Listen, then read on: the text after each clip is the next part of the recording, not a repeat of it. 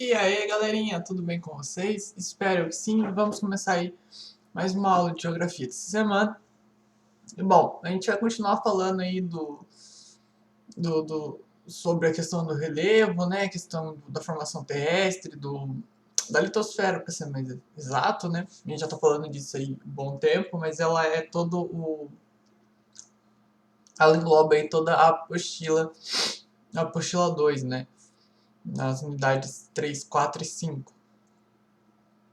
Bom, então sobre isso, a gente vai falar hoje um pouco sobre o solo, né, como são as formações do solo, as entidades que estudam esse solo, quais são os tipos de solos que tem e assim por diante, ok? Vamos começar. Então, né, o estudo dos solos, né, é, temos ali a pedologia, né, que é o estudo de origem e desenvolvimento dos solos. Ela abrange o solo da superfície até a rocha, a matriz que é decomposta, né? A edafologia, que é o estudo do solo, relacionando com o aproveitamento agrícola, né? E desse modo ele se preocupa mais com a questão do solo cultivável. A gente vai entender quais solos são os mais cultiváveis.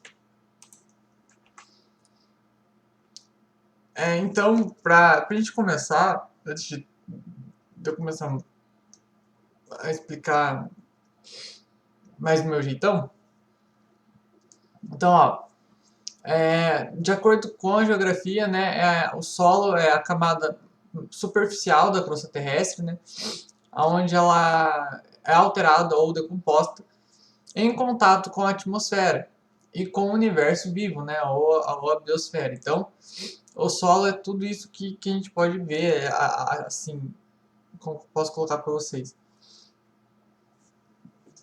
Toda essa camada que está por cima, né, que a gente vê é considerado solo. Então, como a gente sempre coloca aí como que eu posso colocar, pensar um termo. Basicamente, sempre que a gente vê o chão, a gente coloca como uma forma de solo, mas daí nessa questão do solo seriam aí os solos naturais, né, não modificados pela ação humana. Então, vamos supor aí que vocês estão andando no sítio, então tem a grama, obviamente, mas tem a terra ali, né? Então esse é um tipo de solo. Tem que identificar o tipo de solo, né? Ver qual que é a formação que tem ali de terra numa profundidade, né? E descobrir qual é o tipo de solo que tem ali naquela região, ok? Na agronomia, o solo é a parte do manto, né, decomposto, que está aqui em cima, diferenciado por processos orgânicos, contudo a matéria orgânica sustenta o universo vegetal, ok? E na definição do Embrapa, o solo é a camada superficial da crosta terrestre, né? Resultado das ações de combinações de fatores e formação, material de origem, que é a rocha, o clima, os organismos vivos, o relevo e o tempo. Então o solo é considerado um meio natural capaz de suportar o crescimento de plantas. Eles são constituídos especialmente por matéria mineral, né, por minérios. A, a grande maioria está associada a pequenas quantidades de matéria orgânica, né, água e ar. Então a gente está vendo ali aqui, né? A gente está vendo ali no gráfico, 46% dele é, é composto por minerais, né? Por, por minérios. 25% é o ar, 25% é a água e 4% é de matéria orgânica.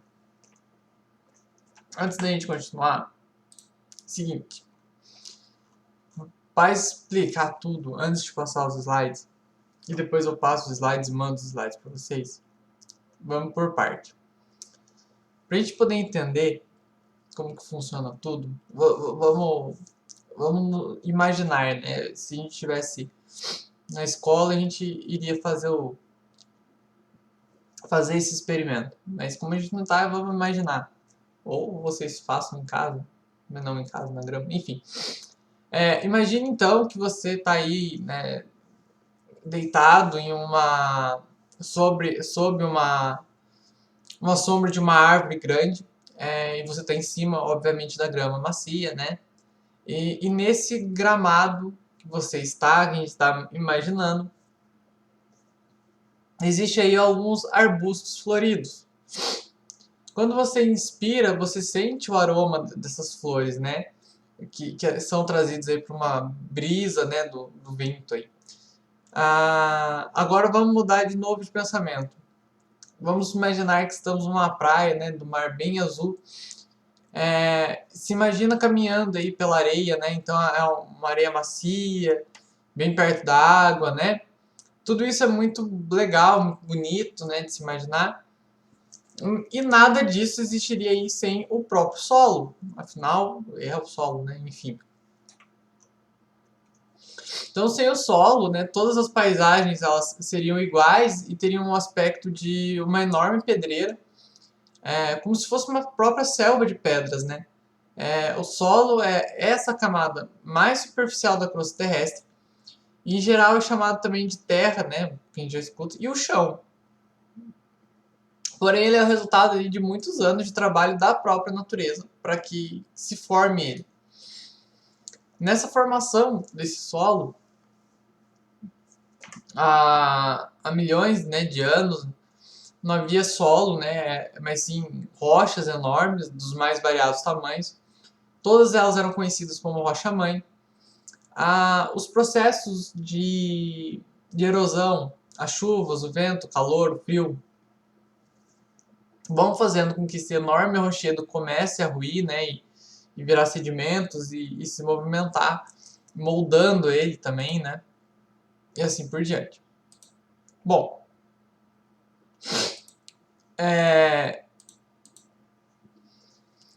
então nessas rachaduras, né, que vão fazendo, vão se instalar ali, né, os líquens.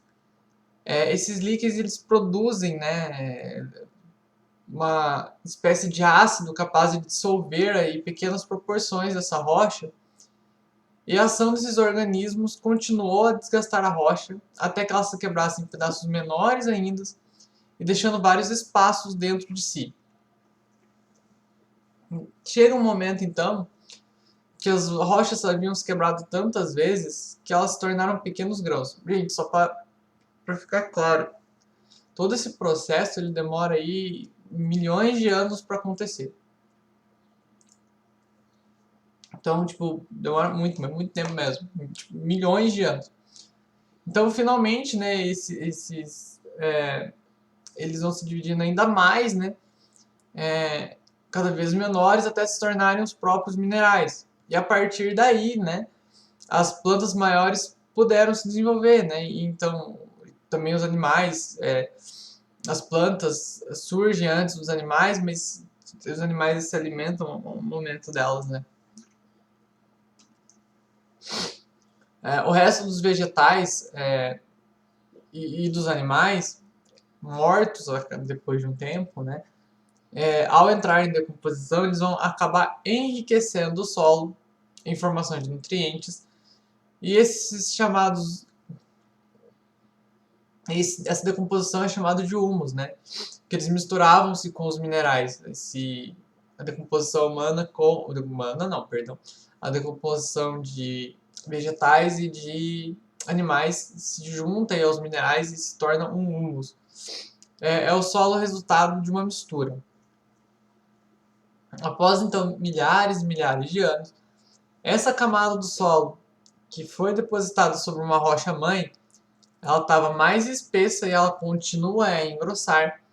E muitos diferentes tipos de solo, né, acabam se formando, conforme a quantidade de minerais e nutrientes que predomina em cada ambiente. Então, cada ambiente vai ter um tipo de nutriente e vai modificar o solo. Isso é importante para a gente por um fator bem simples. Quando a gente vai falar aí do relevo, dos biomas, e entre outras coisas que estão presentes na Terra, das divisões, tanto no Brasil, quando a gente vai falar sobre o Cerrado, sobre a Caatinga e tudo mais, são tipos de solos são tipos de solos diferentes. A gente tem que entender todas as ações que complementam esse solo e complementam a região. Então, por que aquele lugar tem um solo mais... um solo não tão bom, assim? Por causa disso, quais fatores? É o tempo? É o clima? É a ação do homem? A vegetação? Por quê? Por que a vegetação é desse jeito e não daquele jeito? Então a gente vai entender isso através de todos esses fatores que a gente vai coligar. Um desses fatores é o solo, né?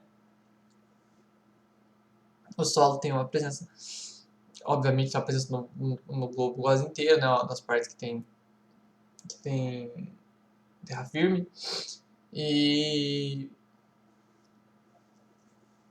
Mas no sentido do solo ser um agente especial aí para a formação das plantas e em outras coisas. Mas a gente vai ver isso mais para frente. Existem diversos tipos, né, de espécies do solo.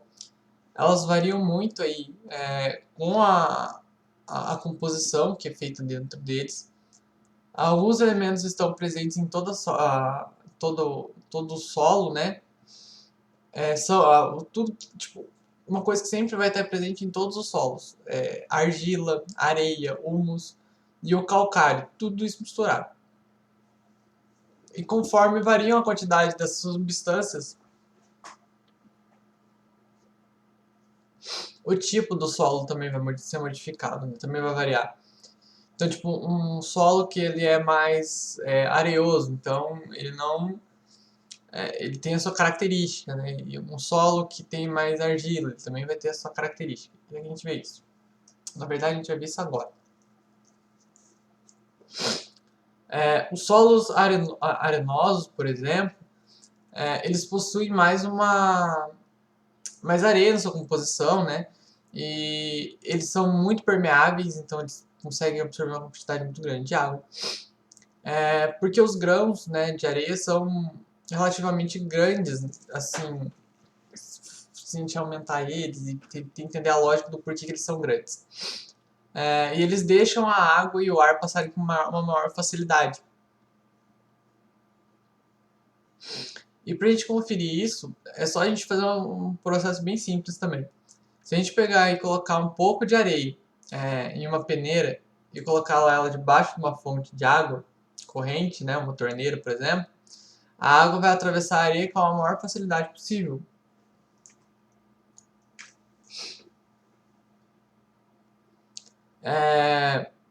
Os solos que contêm mais argila, né, são os argilosos.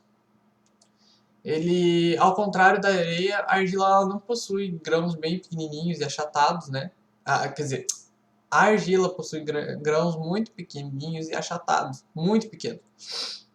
Isso faz com que o solo argiloso segure a água e não permite que ela atravesse.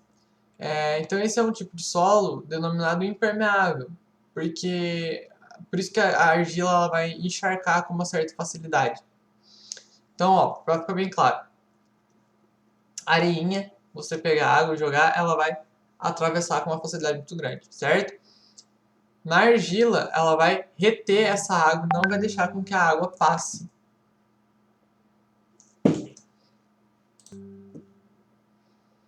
Bom, continuando, se a gente for agora, então, a gente for, não, a gente vai, né? Não, perdão. Continuando, se a gente for plantar aí, por exemplo, uma flor, a gente tem que escolher uma terra de cor marrom, né, bem escura. E a gente tem que falar pro vendedor aí que a gente precisa da terra de solo umífero. Esse é um tipo de solo riquíssimo em nutrientes e as plantas adoram, né? Então, existem dois tipos de humus, né? O vegetal, que é formado pela decomposição de plantas, e o da minhoca. Esses bichinhos, né, eles deixam o solo muito fértil ao escavarem as galerias, arejando a terra, né, no espaço. E conforme esses bichinhos cavam seus túneis, eles engolem um pouco de terra. Então, os grãos de solo engolidos passam pelo corpo da minhoca, são eliminados e acabam enriquecendo, enriquecendo esse solo de nutrientes. Então, por isso que a gente vê bastante solo com bastante gente. Não sei se vocês já viram, mas eu já vi, então estou falando. Muita gente compra aí o solo, compra minhoca, né? Tipo, o cara pega minhoca, não para pescar, mas para jogar na terra, para deixar a terra um pouco mais rica de nutrientes.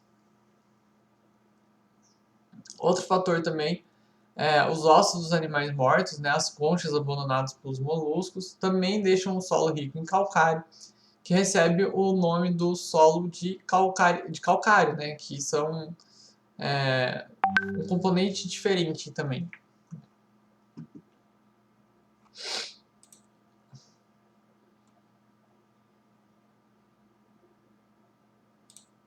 Então, peraí. Então, pessoal, vamos lá. As plantas, né, elas, assim, obviamente elas vão saber o melhor tipo de solo que é para elas sobreviverem. Cada tipo de planta, né, ela sabe qual que é o solo que vai fazer ela crescer mais. Mas, tipo assim, não quer dizer que ela vai ir lá e vai nascer. Então, a pessoa tem que ir lá e colocar ela no solo adequado. Um exemplo disso, vamos supor, é o cafeiro. A árvore que vai produzir aí o café. Ele vai se desenvolver muito bem em solos argilosos. E não dá para plantar ele em um solo umífero, porque ela não vai ter um desenvolvimento tão grande, perigoso ela nem nascer. As laranjeiras, por exemplo, se elas forem plantadas em um solo calcário, elas vão dar um fruto muito doce.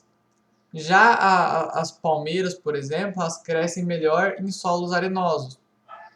O alecrim, ele cresce muito melhor, né, em solos umíferos. E as violetas também, que é uma flor, também em solos umíferos. Cada tipo de solo ele oferece, fornece quantidades mais variadas de água e nutrientes. Então, cada um dessas plantas se adequa não, precisam do solo que forneça os nutrientes corretos e a quantidade de água correta para elas. O solo, então, é um produto da ação dos seres vivos, né? E um fenômeno da natureza. Ele existe justamente por causa do ciclo, né, de nascimento, vida e morte dos seres vivos. O ser humano, então, ele utiliza o solo aí como uma base, né, de construção para suas casas, entre outras coisas, casas, avenidas, ruas, prédios e assim por diante. Mas também para produzir o seu alimento através da agricultura, como a gente viu com os gregos, os egípcios, eles utilizam o solo na agricultura desde a pré-história, né, que a gente está falando lá do período neolítico. Então, que a gente tem um pequeno porém. O lixo que é produzido por nós, seres humanos, muitas vezes ele é jogado ou até enterrado no solo, né? E isso acaba causando a poluição desse solo. A contaminação do solo, ela acaba trazendo algumas doenças, né? Como as doenças verminoses, que são por vermes, a intoxicação para o próprio ser humano. Então a gente tem que procurar aí saber onde jogar o lixo, reciclar, porque tudo isso vai afetar a nossa vida de um jeito ou de outro. Um solo sujo também impede o crescimento das plantas, né? E faz com que os animais adoeçam justamente como a gente. Então pense um mundo aí onde a gente, sem o recurso tão especial do solo, sem a gente conseguir fazer uma plantação ou a necessidade de alguma coisa do tipo. Continuando,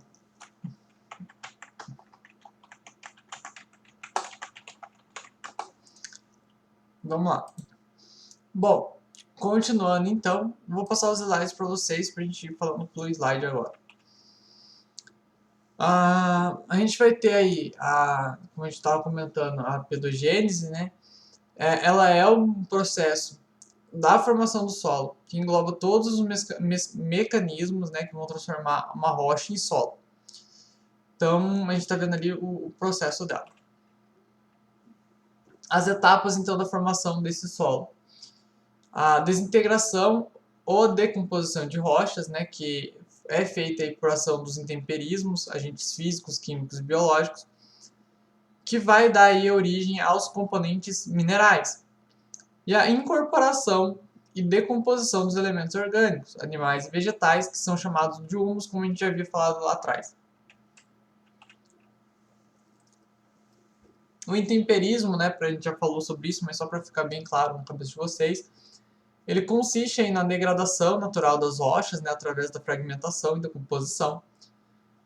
O clima é um dos fatores mais importantes para esse processo, já que ele vai, já vai interferir na amplitude térmica, né, na física, na disponibilidade de água, que é o químico, e na ação dos seres vivos, que é o biológico. Então, como intemperismo biológico, ele é caracterizado por rochas que perdem alguns dos seus nutrientes essenciais para os organismos vivos e plantas crescerem em sua superfície. Plantas podem provocar intemperismo mecânico, né, quando suas raízes penetram na rocha de uma forma profunda e provocam aí uma certa fenda. O intemperismo físico já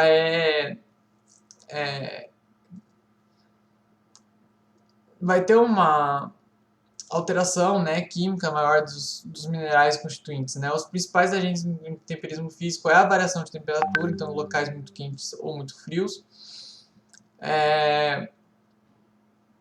a cristalização desses sais minerais, congelamento da água e a atividade dos seres vivos. Já no intemperismo químico, né, ele implica nas transformações químicas dos minerais que vão compor a rocha. O principal agente químico, né, do intemperismo, desse intemperismo químico, obviamente, é a própria água. A água ela tem um poder de corrosão muito grande, né? Tem um vidinho na internet, mas eu não vou saber o nome para pesquisar, mas eu pesquiso e tento enviar para vocês, que eles pegam eles deixam uma corrente de água, né? Obviamente essa água é reutilizada.